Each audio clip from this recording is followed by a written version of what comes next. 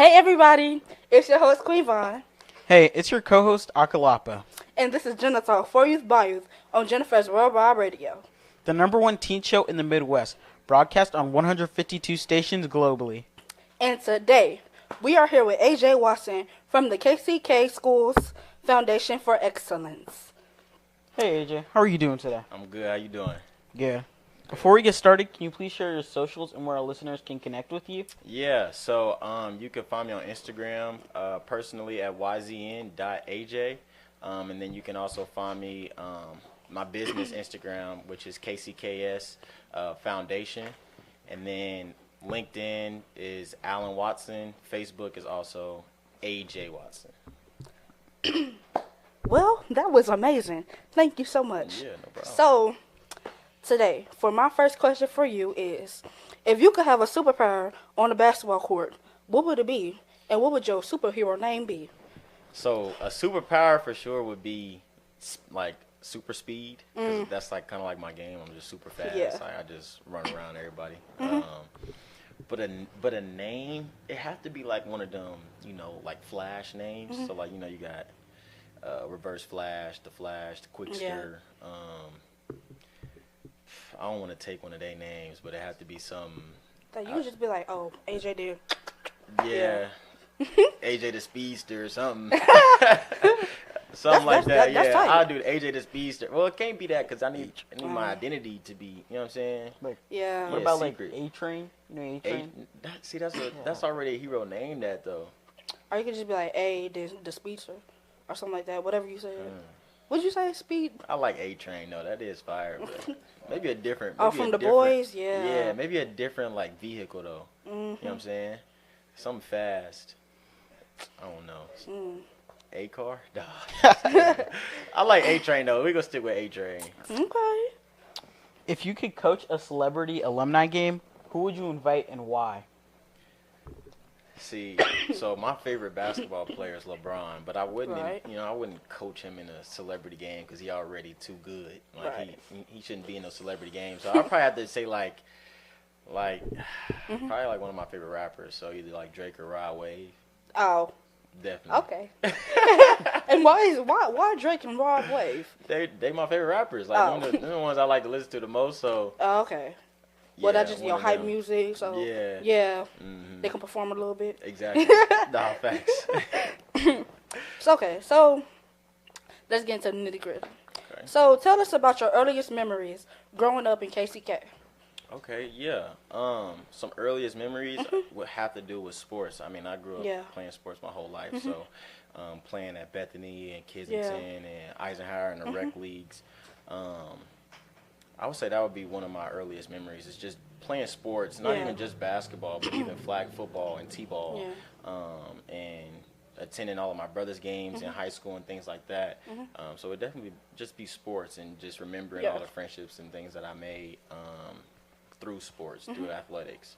What, So what age did you start going to like your brother's games, or like just you started as like any type of athlete? Yeah, so I started going to my brother's games like 3 years old. Like Oh, that's okay. when basketball was What's the even age gap? before kinda? that. Even before that, really like fresh out of the womb, I was going to games. Like my parents was taking me on trips across the state, across the country, not the state, across the country, to AAU basketball games that my brothers were playing in. So, but I really picked up the basketball at age 3.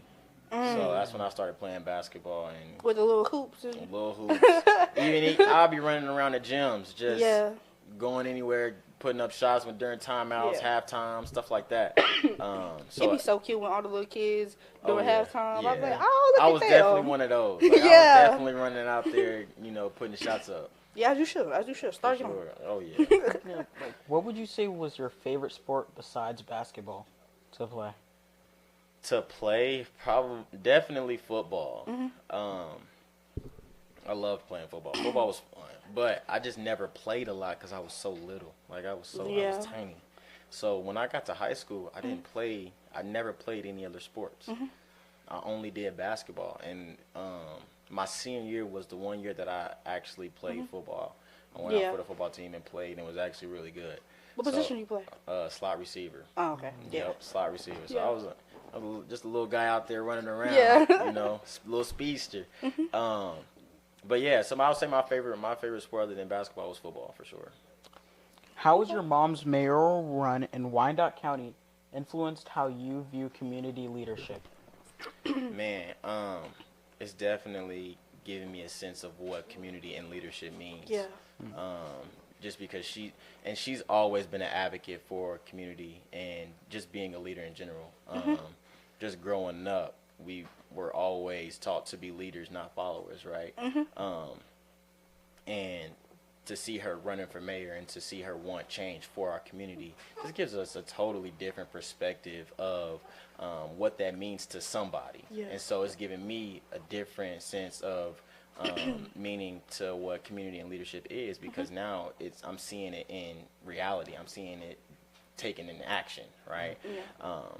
So it means a lot. I mean, it's a part of the reason why I do my job, because we give back to our community and we want to see growth and change in our community. And to do that, we have to be the ones to, take the first step in making some sort of action into creating change. So, yeah. Yeah, I understand. Especially with all the stuff that's going on. Right. Stuff like that. Yeah. So, but like, on the topic of family and whatnot, what values did your father and grandparents have or taught you that shape who you are as an individual sitting here today? Yeah, I mean, my dad has always been a very selfless individual. I mean, from a young age, he's always put himself before, us or anybody else, right? He's always giving out the helping hand. I mean, from the time I can remember, we've always had family members or even friends that maybe needed a helping hand. They could come stay with us until they got back on their feet. So my dad has instilled selflessness into me. He showed me what it's like to be a husband. I'm getting married soon, and so congratulations. Appreciate that. Yeah, and so he's a lot of the characteristics I take from him. I used to be a kid that wanted to be in the front of everything, right? I wanted to be first. I wanted to always be first, whether that was starting something or winning a race or just being first in a competition, whatever that looks like. I wanted to be first. I wanted to be first. I always wanted to start everything. Yeah. And my dad, he told me something that always that has stuck with me from a young age, and that's, you don't always have to be first. Sometimes it's best to be last and sit back and observe. Yeah. Right. First of all, before I say this, respect to my soldiers. I always salute soldiers, but soldiers in the front line are normally the ones who go first. Yeah. Right. And the first ones who go first are the ones who die first, right? And so he was like, just take a step back first. Like, just back up. You want to be the one to observe and to see where to go and to see how to respond and react. And you get a better sense of things when you sit back first. Yeah, that's why they always say the leaders don't always have to be the loudest in the room. Exactly. So, yeah. So you had 3 brothers, right? Yes, and I all do. 4 of you played sports? Yep. Yeah. So, how did your parents support all 4 of you equally? Sacrifice, man. Yeah. Sacrifice. I mean, it was a lot of times where one parent was going here, another parent was going here. It was divide and conquer. They did their best to balance every last one of us playing sports. Yeah. And there's big age gaps too. Like, my oldest brother's 41, and then after him is 34, and then 30, and then there's me at 24. So they got that little time. Yeah. So but when we were all growing up, it was divide and conquer. Had to divide and conquer. And before I actually started getting serious into sports, I was just tagging along. So most of the time, it was just my 2 middle brothers that they had to divide and conquer with. But they had a good balance between work and personal life and home life. Yeah. So, to add on to this whole entire topic of you being the youngest, so being the youngest of all 4 of your brothers, all athletes, what was the household like? It was very competitive. Was it competitive in any kind of way? Oh, every day. Every day. I like to say I kind of grew up as the only child because the age gap was so huge, right? The age gap is huge. I didn't really spend a lot of time with my brothers or get that chance to you know, have that sense of competition. The competition really came from the outside. Yeah. If that makes sense. So every time we went out, it was like, you know, he gonna be the best Watson. He gonna be the best one out of all of y'all in basketball and stuff like that. Yeah. So it was, I mean, that kind of gave me a sense of drive and motivation to be better than them. Yeah. But the competition was between them, really. They did a lot of the playing one-on-ones together and all that. I was just sitting back and observing and watching my brothers be great. So I got the chance to just observe and see, like, wow, okay, this is what it takes to be great. And so I really just took a lot from them in learning, you know, the work ethic it takes to be good at a sport. Did they humble you a lot, especially like when you was younger? They whooped you, or like my brothers never whooped me. No, I knew my place. You whooped your brother? No, never. I knew my place when it came to that. Yeah, I knew my place, but you tell it now though. They can't see me on the court now. Yeah, it's a different story. It's a different story now. It's different. It's real different now. Yeah. Did you guys have any like sibling rivalries that still make you laugh? Not really. I would say the brother right above me, BJ. Me and him kind of butt heads the most, but it wasn't no real rivalries, I would say. Tough to have it was tough. The age gap was just so big, right? Like it was tough. Would y'all do like a 2v2? Nah. So our oldest brother, he didn't play. Well, he could play basketball, but he went to college for football. Oh. He was the football star. Yeah. Yeah. So we never like did the 2v2s. Other two brothers played basketball. Yep.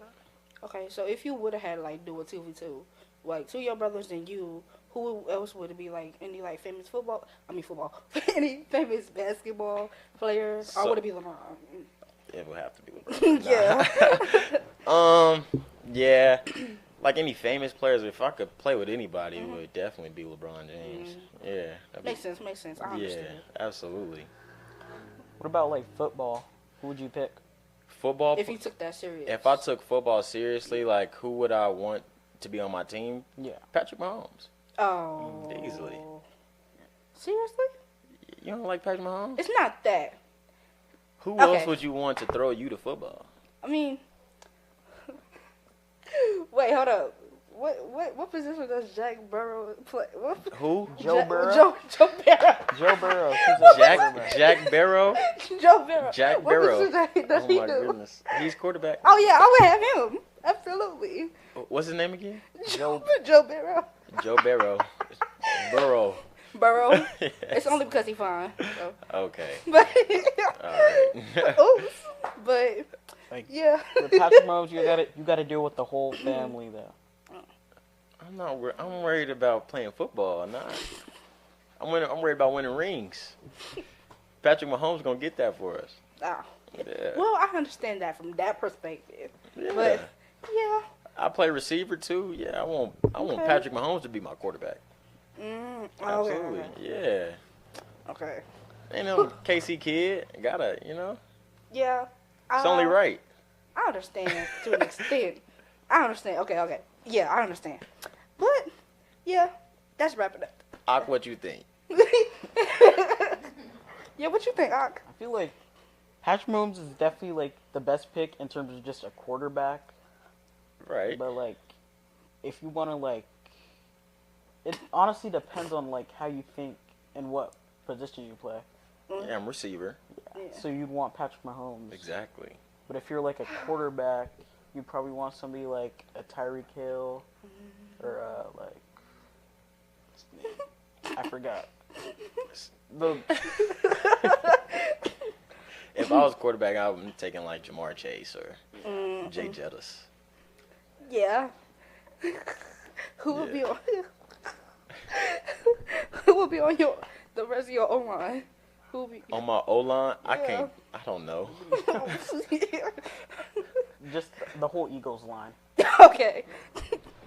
Hey AJ, my name's Nadia, and my first question for you is, can you describe the transition from Sumner Academy to Bonner Springs High School? Yeah, definitely. It was a good transition, honestly. Bonner was different, but it was kind of similar in some ways. It was fun though. So A little bit about the transition is I didn't stay in the same place. I didn't live in the same home. I moved homes and lived with my best friend for the 2 years that I was there. So it was kind of an adjustment. But it was nice. It was real fun. I had a little bit more freedom, so it taught me to grow up a little bit. I had to learn how to grow up a little faster than most people at the age of 16, 17, and 18. But it was really fun. It was a good time. Bonner was good to me. I met a lot of new people, a lot of new teachers that took care of me, showed me a lot of love, and friends that I still talk to this day. So it was a very smooth and fun transition for sure. What would you say the biggest differences between the schools? Biggest difference, I would say the friendships, the people there, very different. Coming from Wyandotte County, I mean, Bonner technically is still Wyandotte County, but I would just say the people, the way people thought, the way people reacted, moved around. Bonner was more like a small town, I would say, rather than KC being so big, and Sumner, Wyandotte County, you got different people coming from a bunch of different schools, right? In USD 500, whereas Bonner Springs, everybody that went to Clark, I think is the name of the middle school, in Edwardsville, they went to the same middle school, and then everybody from that middle school went to the same high school, so they grew up knowing each other. You know what I mean? And it wasn't people from different high schools, different middle schools that came to one high school. It was the same. So they had been knowing each other for years, whereas Sumner was you meet people, right? Yeah. It was Did that make it difficult to get to know people? No, not really. I'm a social butterfly, Yeah. so it was easy for me to, and I talked to everybody, so it was easy for me to kind of meet new people, kind of make those friendships. And I'm into sports as well. I play sports, so I got to friends from basketball and football and things like that. So it really wasn't difficult. It was just an adjustment. Yeah. That's nice. Yeah. What's up, Mr. AD? My name is Montel, and my first question is, at Bonner Springs, were you more thorough, and what was one standout highlight at your school? Say it one more time for me, brother. At Bonner Springs is where you really thrive, and what was one standout highlight? I would say my senior year, the year that I finally played football. I played football in middle school, but I didn't play in high school because I was just too little. I was nervous. I played basketball, so I didn't want to get hurt. But I would say definitely my senior year playing football was the highlight of my senior year, because it was a different feeling. It's a different sport. You get different. It's a different feeling before each game, and it was super fun. It was super fun, and I got to kind of experience something different and kind of thrive in a different area of my life, something that I really wasn't used to. What did you play?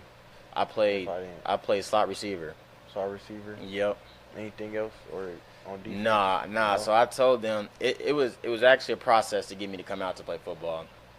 And I told the coach, I was like, listen, if I'm gonna come out and play football, I ain't playing no defense. Just throw me the ball and I'll run. So that was one of the exceptions. I was like, I can't play defense. That's just not me. Hitting people, tackling people. Yeah, that's my thing. I'm real quick, speedy. So yeah. Do you wish you did it your other years of high school? Sort of. Sort of. I do wish I would have played a little bit throughout high school, but I'm a basketball guy, so usually that time was spent, in the basketball gym, playing with friends or just working out. Yeah. What led you to attend Arrowhead Middle and then Sumner? So Arrowhead was really just a school that was close to home. All my other brothers went to Eisenhower, but all my friends actually. So one of the AAU programs, this is kind of how I met Coach Mo. I played for his team called the Apaches in the 5th grade, and he was also the coach at Arrowhead. So that was a big reason why I went to Arrowhead, because of Coach Mo. He was the coach of my AAU team, and so it was like, why not have the same coach for middle school? And also everybody on that team went to Arrowhead as well. So that's why I went there, and then led to Sumner. So this is when Sumner was sending out invites for you to go to their school, and so my test scores were pretty good. Not to toot my own horn, but they actually sent me an invite to attend there. So then that's how I got there, and then also Coach Mo became the head basketball coach at Sumner. So yeah. So do you feel like connected to Coach Mo a lot? Because of yeah, that? yeah. Coach Mo's been in my life since the 4th or 5th grade, so I've known him for a while, and he's been my coach for all that time too. So yeah, that's really nice. Right. How did your high school basketball experience shape your identity? That's a good question. Basketball has, Or it could be just like in general. yeah, basketball. I feel like my whole life, basketball has been something that I identified myself with. If I wasn't a basketball player, I didn't really know who I was or what I was, going to do. But I would say basketball has shaped my identity, especially in the later years, just because of the sense of camaraderie, the collaboration that you have with your teammates, the chemistry, sense of teamwork, the sense of Good coaching skills too. Right, selflessness. Just my whole life has been shaped around putting others before myself, and I play the point guard position. So as a true point guard, I'm getting others involved rather than worrying about my own points, right? So that's just been who I am through and through, is always putting others first. So yeah, just my identity has always been selflessness, having a good, strong character, good morals, good integrity, and just doing things the right way. I try to play the game the right way. I try to move through life the right way, whatever that means. Just being kind to people, being honest, things like that. Yeah, I think like that's good traits to have. Absolutely.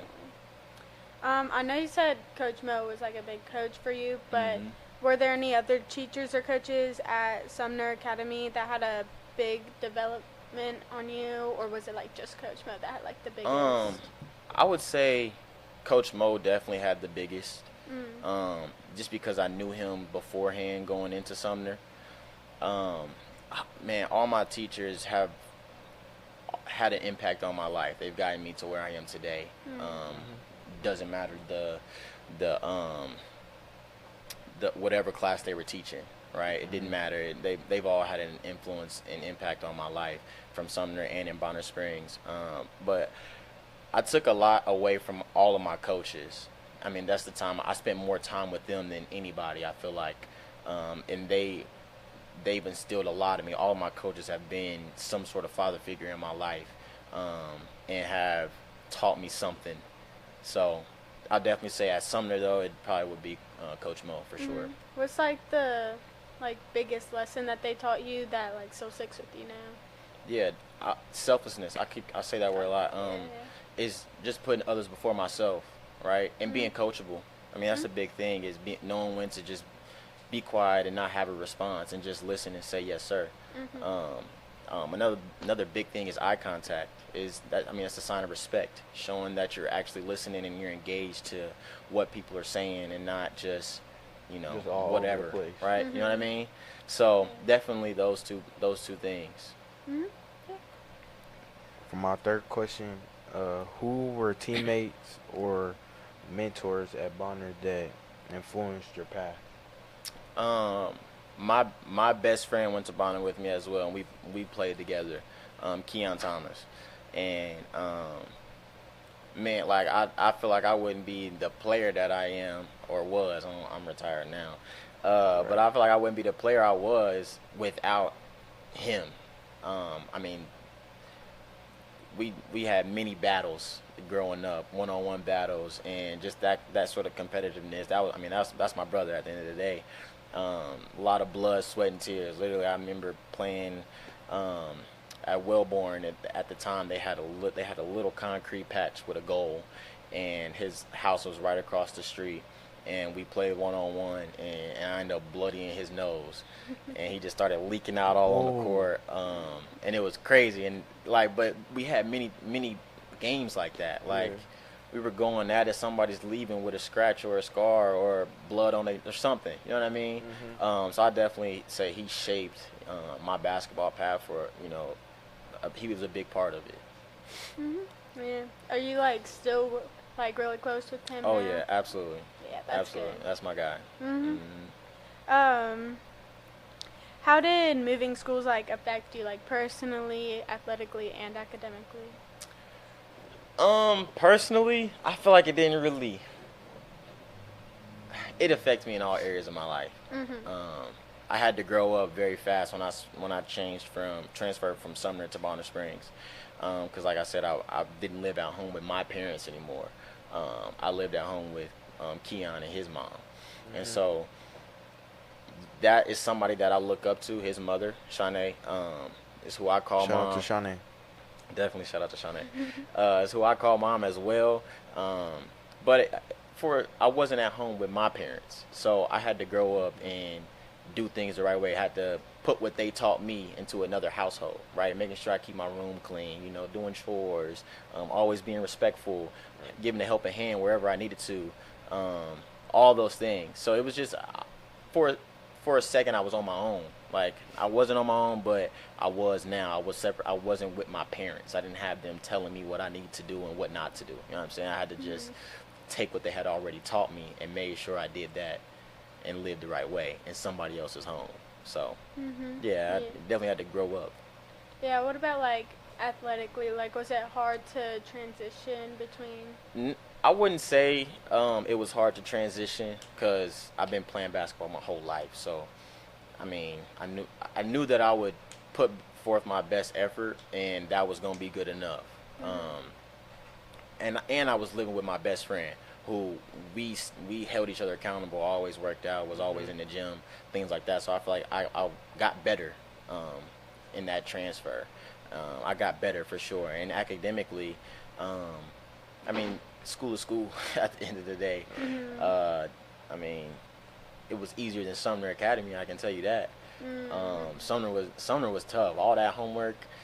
Bonner wasn't nearly as much homework, but it was still good for me academically.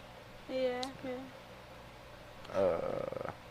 Are there any unforgettable lessons you've learned during Bonner Springs, during your Bonner Spring games? During the Bonner Spring games, unforgettable lessons. Nah,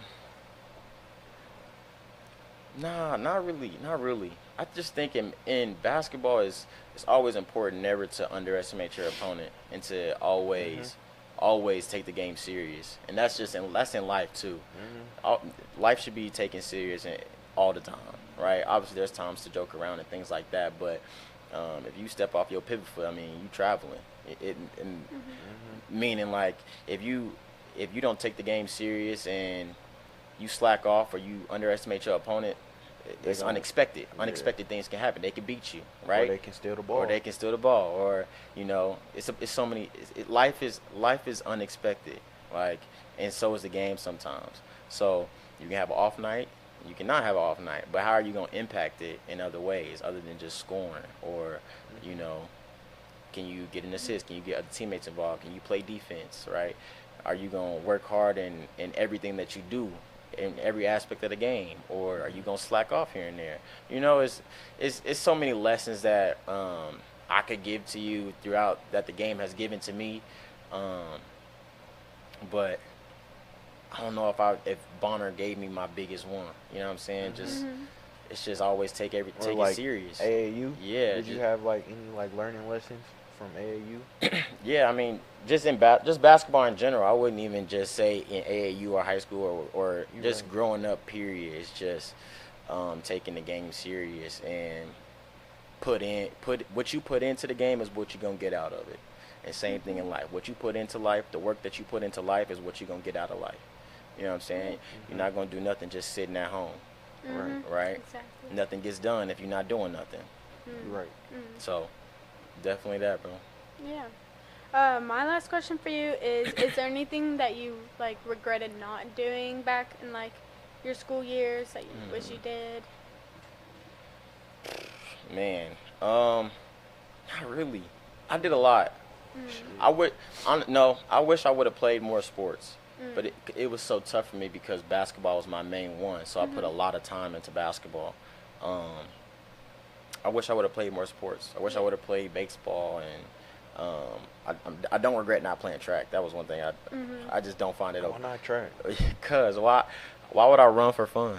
Right. I mean, no, that's what I say every time. You still getting your exercise in. Nah. Either way. I hate running. Or you could so I do understand different that. things. Yeah. Who runs for fun? That's Nah. any. But for my last question is, what is your favorite type of like sports movie of all time? It could be football, basketball, baseball, soccer. I can tell you, it's definitely a basketball movie. I don't know, cause there's so many good ones, and I can't. I'm probably like He Got Game or something like that, or Coach Carter. Coach Carter's probably one of my favorites. I've never seen both of those movies. You've never seen either one of those? No. We got some. We got to get you put onto those movies. Those are some good movies, and sure. you can look up all the classic basketball movies. You'll like them for sure. Really, the one that I came up in here thinking about was like more like Space Jam. Like you'll say Space Jam.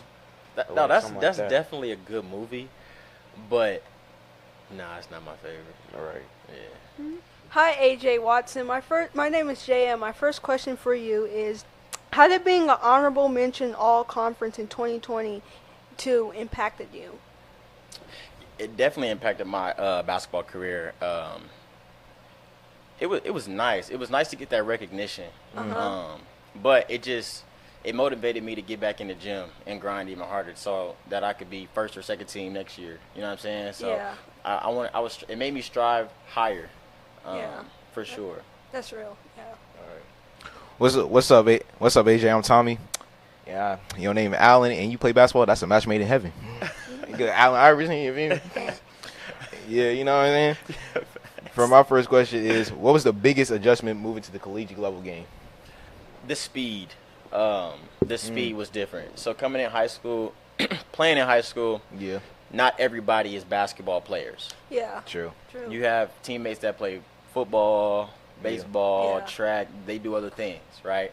But when you get to college and you're playing basketball, everybody plays basketball. Everybody was the man on their team. Yeah. You know what I mean? So the speed was much different. And you playing against older guys now, guys that are 21, 22, 23. And even in today's game, playing guys that's 24, 25, 26. Yeah. So definitely the speed, the strength, and just knowing where to fit in. Yeah. You know what I mean? So it was much faster. Yeah, much faster. All right. That'll let me know when I go to college. Playing besides two older brothers at Park, what was that family dynamic like growing up? It's weird because my brothers are a lot older than me. Not a lot older than me, but they're older than me. So did you felt like you were like the only child at times? I did, definitely. Okay. Definitely. I tell people that I was the only child because the brother that's closest to me is 6 years older than me. Wow. And then after that is 10, and after that is 17. Jesus. Oh, wow. So yeah, I was the only child at times, for sure. That's real. But they were great in what they did. So when I got to Park, it was like I was upholding a legacy in a sense, right? Yeah. I was old enough to their greatness and what they did. So my brother BJ, who actually played at Park, he was an All-American there. So he was great. He was great. He was awesome, right? He had a lot of people that remembered him that even often compared us sometimes. I had to tell him, like, look, I don't want to be like him. I'm AJ, right? Yeah. That's who I am. I'm not him. I don't do what he do. I'm me. Yeah. And then my other brother Neil, my older brother Neil, he coached there. So it was just upholding a legacy, man. Right. Just keeping the family name intact and not basically embarrassing it. I know you had a crazy like age gap between your siblings, but did they like have any influence on you? Absolutely. Okay. Absolutely. Just being able to witness their greatness, witness what they did, motivated me to be great as well, and to just strive in whatever I did, and to just to be the best if I could. Yeah. So you scored a career high of 21 points in the NAIA quarterfinals. What was going through your mind when you hit that career high? Well, actually, my career high was 30 points this past year, but that's okay. That's okay. But no, in my career high in the national tournament is 21, so that is correct. But man, what was going through my mind at that time? We was losing. Oh. So I was just trying to do what I could to help us win. Right. We ultimately lost that game. But to make it to the Elite Eight in the national tournament is huge. It's a big deal. And so that was fire for that, to have that moment, to be able to even score 20 points in the national tournament, because that's it's hard to do. The best of the best in the country is playing in this tournament, and we're down to the top 8 in the country, right? The best 8 teams in the country. So to be recognized as one of the best 8 teams was super cool. Yeah, I can't wait to drop my 20. I'm gonna bring that joint around town. Put that joint up from half court, straight air. Park named you the Hart Conference second team. What did that achievement mean to you, like, at the moment? It meant a lot because a couple years prior I was only honorable mention. Yeah. Right. So, like I said, I was back in that gym trying to strive for greater. And to have achieved greater it meant a lot to me. That was super cool as well. I mean, it was important to me to know that my hard work had paid off, and I was able to do more in that final year of my collegiate career. So, like, seeing growth throughout your career. Absolutely. I mean that's important to know that I'm not staying the same, right? I'm putting in all this work. Got to be for something. Got to pay off somewhere. Right. So across both schools, is there a specific basketball moment that defines your competitive spirit? A single basketball moment that I wouldn't say a single one. I've had a lot of moments in my career where loss has been a big deal, right? Losing. I didn't lost by a buzzer beater. That's the worst. Lost by 40 points. I didn't lost by 20 points. Like it. I mean, it all just humbles you. It humbles you. So just losing in general, I wouldn't say just a single moment has shaped that, but I would say just losing in general, man, just has shaped that competitive spirit, that competitive nature. Like, just motivated me to, like, never want to lose. I don't ever want to lose. I hate losing. That's a big thing for me. I don't like losing. I want to win. Yeah, that's me. See me, I'll take the 40 points. If I lose by a buzzer beater, I swear I'm crashing out. I'm taking the shoes off. I'm throwing them in the garbage. It's gonna be like Kawhi when he did to Joel Embiid. It's definitely harder to lose by a buzzer beater. I would rather lose by 40 points. Yeah, I'll take the 40. I'm not losing by no buzzer beater. 100%. I'd rather lose by 40. Let me lose by a buzzer beater. Oh my goodness, bro! Take me out the game. The game over with. Oh God, I'm done. I'm done. Hang up my jersey in the rafters. How did you build your relationship with Coach Mo? Coach Mo, he coached me when I was in the 4th or 5th grade, and so that started it. Just being a player under him. I mean, he's taught a lot. He's taught me a lot. I mean, he shaped the early part of my basketball career. So that was huge. Right. Yeah. So, what drew you into coaching basketball instead of pursuing playing professionally? So, after I finished up at Park, I actually planned on playing professionally overseas. Yeah. And I was actually talking to an agency in Croatia, hoping to get over there. But my brother BJ, he coached at Mount Verde, so you know, Cooper Flagg, and those guys. So he actually coached them. And so that year that I finished up at Park was his last year coaching at Mount Verde. He decided to come home, and he got a head coaching job at Barstow. Right. And he actually asked me to be his JV coach. And so cool. And that was just something that I couldn't turn down. I have a girlfriend, or not a girlfriend, that's my fiance now. We're actually getting married next year. But at the time, that was my girlfriend. We were getting really serious, and so that played a big part in it as well. I'm more of a family man. And so being away from family and friends and her would have been tough. Like, that's thousands of miles away, and the time difference, it just would have been tough. Yeah, I understand that. Yeah, it's different when you have, like, no support system around you and, like, have no family around you and friends. Yeah. My last question for you is, what's the most important life lesson you learned? Man, most important life lesson.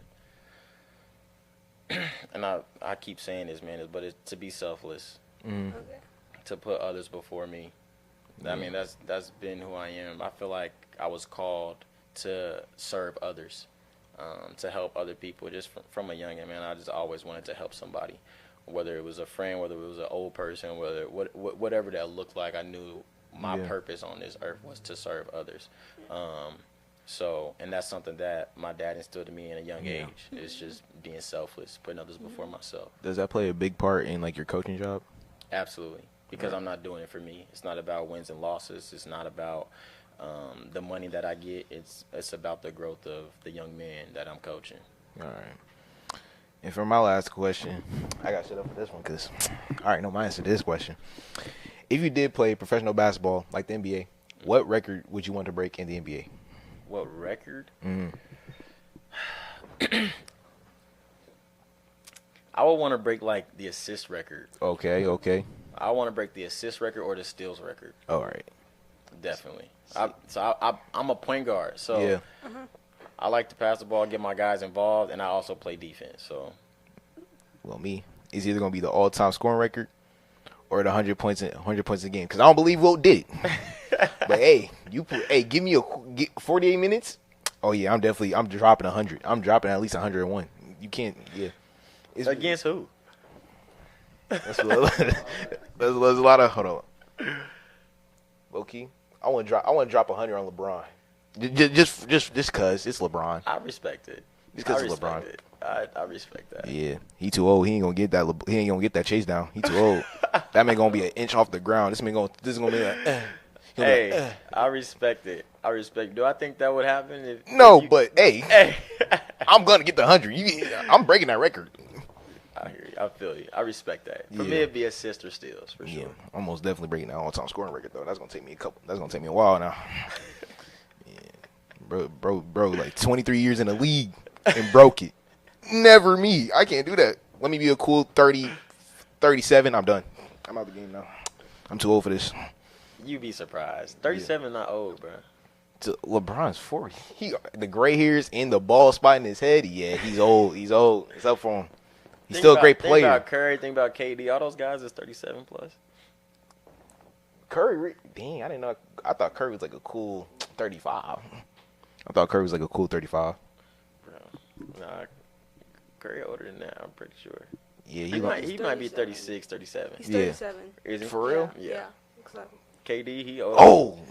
You gotta think KD came in the league when you don't even know who the Supersonics is. Oh yeah, I do. That was the team KD played on. That was literally the OKC Thunder before the rebrand. That's who he got drafted by. Yeah, I know. So he been in the league that long. How old do you think he is? And he played a year in college. Yeah, so he probably came in the league when he was 19. Probably. Hi, Mr. AJ. I'm Brianna. My first question is, what skills from the basketball directly help you in your program management role? Collaboration. I work with a team in my job right now, and so just that collaboration aspect, that team chemistry, making sure I'm doing my part, but also just a sense of community. In basketball, it's really a family. It's really a community. It's not just like the team, the players, but it's also the coaches and the parents as well. And that sense of community is huge. And so that helps me in my role because community is important in being a program manager. We give out scholarships every year to our graduating seniors, and so giving back to my community and giving back to those seniors is huge for me, and it means a lot. But it just gives me being a basketball player, I had to have a lot of drive and a lot of motivation to work hard and grind in my job or in my position, and just being an athlete in general because I wanted to be the best. And so now in this role that I'm in, that same motivation and drive is needed for others. So it gives me even more motivation to work hard in my role.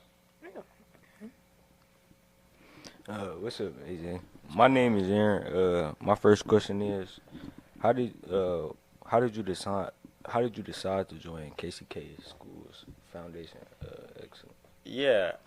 So I actually started off volunteering. I volunteered for the foundation. I volunteered for the foundation first, and at the time I was still in school, And so after I needed some community service hours, and after I finished up those hours, I moved into an intern. So I began to intern for them, and I interned with them for a year and a half until I finished up my bachelor's degree. And after I finished my bachelor's degree, I moved into the program manager role. But what went into it was, as a volunteer, I was able to see the mission and the vision of the foundation, why they give out money and why they do what they do.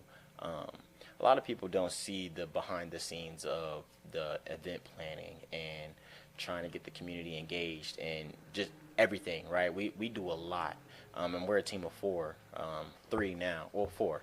But it's a lot. It's a lot of stress. It's a lot that goes into it that people don't see. They just see the end result. So I wanted to get into it because I wanted to help out and I wanted to do more. So, yeah. It's real. What motivated you to coach at Barstow High School alongside your brothers? Yeah, I knew one day that I would stop playing basketball. I would stop playing, and I knew that one day I wanted to coach. I didn't think it would be so soon, but when my brother presented me with that opportunity, it was like I had to take it. I always wanted to give back in different ways, and being a coach, I'm able to give the knowledge that was given to me. It was never about me when I played the game. It was about those before me and those that came after me. And so now that I'm able to coach this group of young men, man, it's fulfilling work.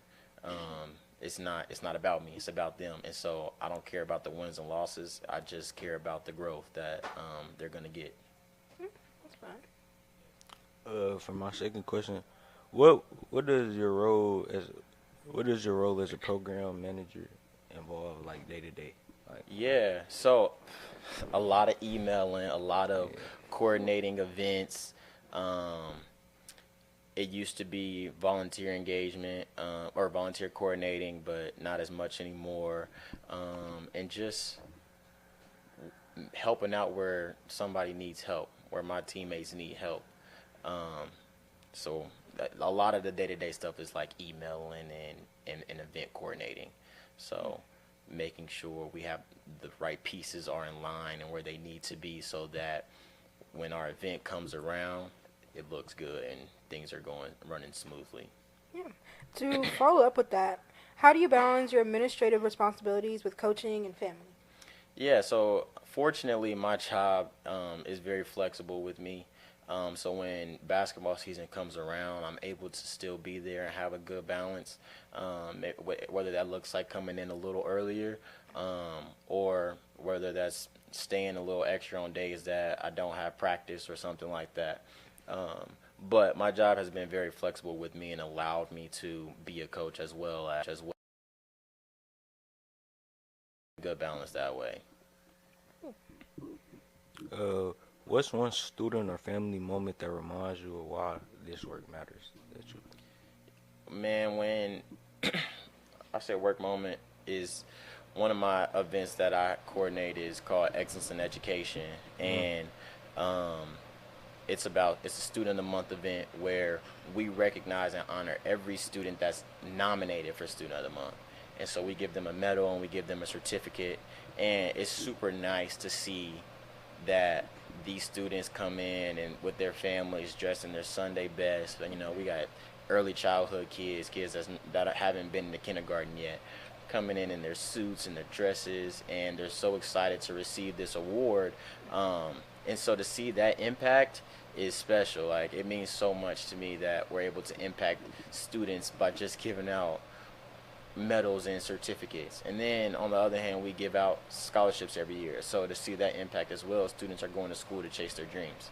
So that means the most to me. It's why I do what I do. Oh, that's nice. If you could go back and give your teenage self a piece of advice, what would it be? To just stay grounded, that everything is going to work out. Another advice I would give is to just don't compare yourself to nobody. Comparison is the thief of joy. And that's something that I've lived by starting recently. Honestly, it took me a while to get out of comparing myself to others, feeling like I'm not where I should be, instead of just staying the course. That's the biggest advice I would give myself, is stay the course. Everything gonna work out. You're gonna get to where you want to go, but you gotta just stay the course. Which personal strength or mindset do you lean on during like challenging situations? I never lean on myself, man. I'm a firm believer in Jesus Christ, and that is who I lean on for my support. I can't lean on myself. It's nothing that I've done in this world that's gotten me to where I am today. It's all because of my Lord and Savior. I can't lean on myself. I lean on Him at all times. God is good. All the time. Yeah. What's the most rewarding part of your work with the KCK Schools Foundation for Excellence? It's seeing the smiles, man. Seeing the smiles, seeing the laughter, seeing the joy in our community's faces. I mean, that is the biggest thing. Like that. After going through months of preparation and lots of stress and being overwhelmed majority of the time, to finally get to event day and seeing the joy that we put on people's faces is so fulfilling. It's like it makes everything worth it. Like it's worth it now that we went through all that stress and being overwhelmed and worrying if we was gonna make deadlines or whatever. That is the biggest thing for me. It's just seeing the impact and the joy that we make. Talking a little bit on basketball though, like what's your favorite basketball move? Favorite basketball move? Yeah. Man, the staple for me, the go-to was a crossover snatchback, step back three. I mean, man, if I could pull up my highlight tape right now, the first 10 clips would be step back threes. I promise you. You ain't getting that off on me though. Oh my goodness, it's cool. We can run it. I got my shoes in the car. Real hoopers keep their shoes on right now. Nah, them ain't gonna cut it for you. I'm telling you. I don't know. I heard you be breaking ankles. Not gonna lie. That's what I heard. You heard correct. Right. I heard too. I gotta be taught to learn. I hear you. Yeah. I hear you. Hey AJ, it's Queen Vaughn again. And to start this off, my question is, if you had the power to change one thing about the way youth programs are supported in Wyandotte County, what would it be? Wow, ask me that again, please. Oh, okay. Sorry. Okay. If I had the power to change one thing about how youth programs are supported, yes, in Wyandotte County, what would it be? What would it be? Yeah. Like what goals and what steps would you get to help? Yeah, that is actually a really good question, and it's something that I want to be a part of. Mm-hmm. But I think we just need to bring youth programs back. Yeah. That's the first step. I feel like it's just bringing it back. When I was growing up, there was so many teams that, or so many people that wanted to have teams in Wyandotte County, youth teams. And you just don't see that anymore. Not as many as there was.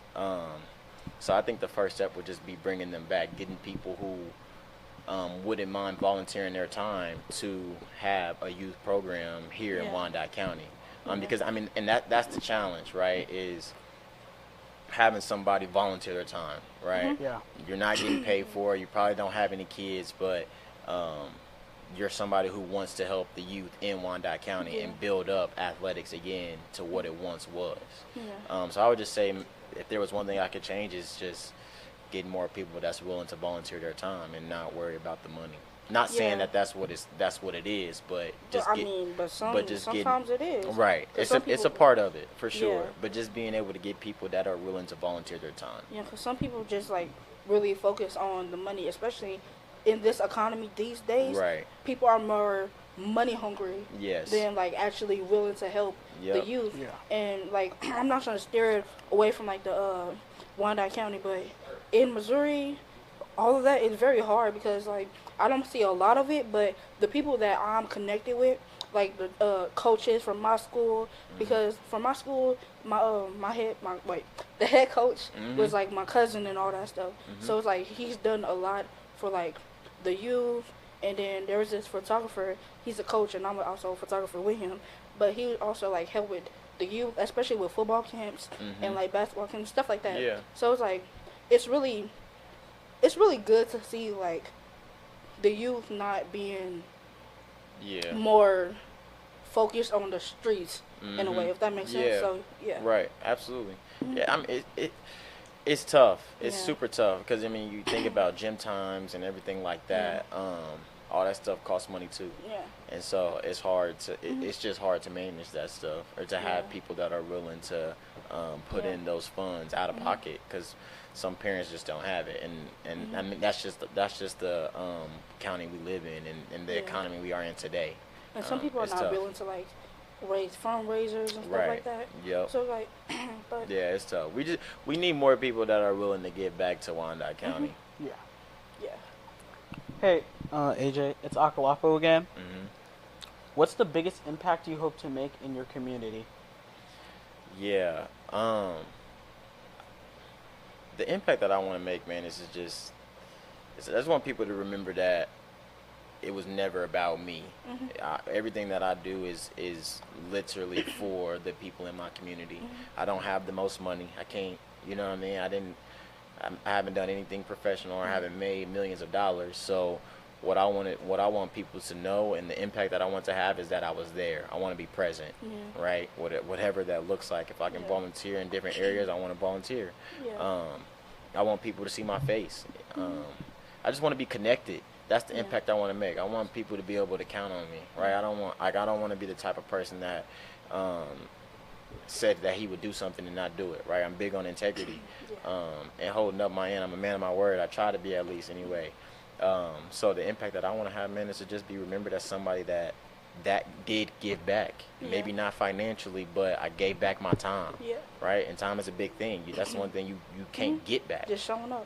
You know what I mean? I want to show up in however ways. And that's why I love my job because I'm able to show up. I'm able to give back to teachers in my community.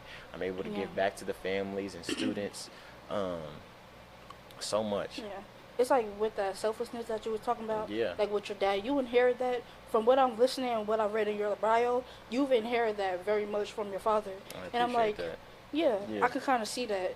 Like with the resemblance and how, well, I didn't see your dad, but like when you was talking about the story about your dad being selflessness and all that stuff and helping like with the community, people around his neighborhood and stuff. So I was like, the more I talk to you, the more I see like, oh, you got that that trait from him. Right. So, absolutely, definitely, he was definitely a big part of that.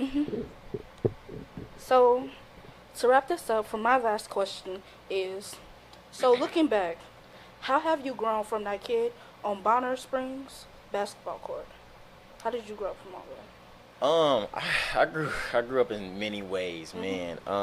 Could you like break down like a couple like top? Right, yeah. I mean, I made a lot of mistakes. Of course. Just growing up, being in college. I grew in my faith. Yeah. That's the main thing. I grew in my faith. I mean, the Lord has broken me down and built me up, literally. I didn't used to always think other people first. Right. That wasn't something that, like, I seen it, but I wanted to get mine. Yeah, that's what your dad was saying. Like, you don't always got to be first. Yeah. And I wanted to get mine, but the Lord broke me down and really spoke to me and told me 100%. That my purpose is to serve. Yeah. And he showed me that through putting me into the foundation and volunteering and just seeing the community at face value. And then it just taught me how to be a man, how to just grow up and be on my own. Not be on my own, but to just move the right way. To always uphold my values, to be set in stone in my faith, to have integrity, to treat people the right way, and to just be a good person, period. Just that growth. I mean, Bonner was good to me. Yeah. And it taught me all those things. Just growing up and being a man, really. Yeah. Did you grow up like going to church every Sunday with your? Yep. I grew up going to Mount Carmel Church of God in Christ, right off 24th Street or something like that. It's in Parallel. Do you still bring your family there today? I don't. So now I attend the City of Truth KC in Raytown. Yeah. Yep, I go out there, and that church has been great to me as well. How long have you been there? I'm probably coming up on a year now. Oh, okay. Yeah. New member, okay. Probably coming up on a year. Yeah. Yeah. Well, that's great, honestly. I appreciate that. Yeah. What would you like your legacy in Wyandotte County to be, for your family and for your community? So, honestly, I just want to uphold the Watson name. That name holds a lot of weight in Wyandotte County.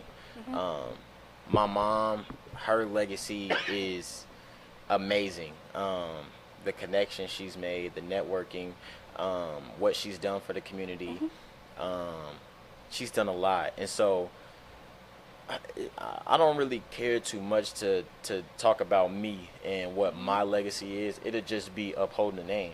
I mean, I know whatever I do, I'm gonna be great. I'm covered in the name of Jesus.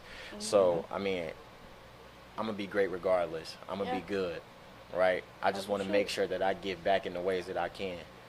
So that's my biggest thing. That's the legacy I want to uphold. Is somebody that gave back, somebody that was willing to, that didn't mind giving up their time, and somebody who cared enough to do it. Not a lot of people really care these days, especially when it comes to the youth. There's always that few that does, but it's like more people need to come together. Right. If that makes sense. But right. It's hard now. Everything is so divided nowadays, unfortunately, and it's about what you yourself can get out of the situation, right? What can I get out of it? Whether that's money, whether that's something, a favor, what can I get out of it, right? And I don't want to have that mindset. I don't want to be. I don't want my legacy to be that, right? As somebody who had that mindset of, oh, he was always looking for something in return, right? I don't honestly need something in return every time. Like, I want to do this because I care, right? I love my community, and I want to see growth. I want to see change, right? And change doesn't happen when you're thinking selfishly. It happens when you're thinking selflessly. Well, thank you so much, AJ Watson. Thank you. So, everybody, that was our time today. But as I said, AJ Watson, we appreciate you. Thank you for everything that you've done. Yes. And thank you for coming. I appreciate y'all. Shout out to the Jenna Club, man. Thank you. And then before you go, can you share your socials again? Yeah. For our listeners? So personally, my Instagram is yzn.aj. The work one where you can reach me is KCKS Foundation. And then LinkedIn, I'm Alan Watson, ALAN Watson. And then Facebook, I'm AJ Watson. Thank you so much. We do appreciate you. Just for fun, what's the YZN stand for? Yeah. That's something that me and my AAU teammates created. That it's secretive. It's only we know what it means. So I can't share that. You gotta be a member.